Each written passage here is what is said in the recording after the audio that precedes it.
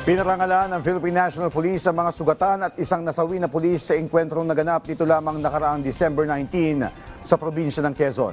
Personal na binisita at ginawaran ng medalya ni Acting PNP Chief Police Lieutenant General Jose Melencio Nartates Jr. ang dalawa na nasugatan nitong tauhan na nagpapagaling ngayon sa United Candelaria Doctors Hospital at nagbigay ng huling paggalang sa isang kasamahan na nasawi sa tungkulin.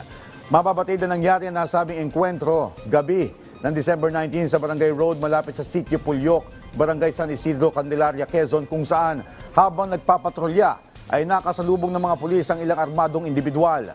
Matapos ang gantihan ng putok ng baril ay nasawi ang isa sa mga pulis habang sugatan naman ang dalawa nitong kasama. Ginawaran ng medalya ang sugatang magiting o medalya ng sugatang magiting na sina Police Master Sergeant Sonny Caringal at Patrolman Kim Kenneth Averia bilang pagkilala sa kanilang sakripisyo at katapangan. Tiniyak ni Nartates ang agarang tulong pinansyal sa mga ito habang binigyan pugay din ang nasawi na si Patrolman Ron J.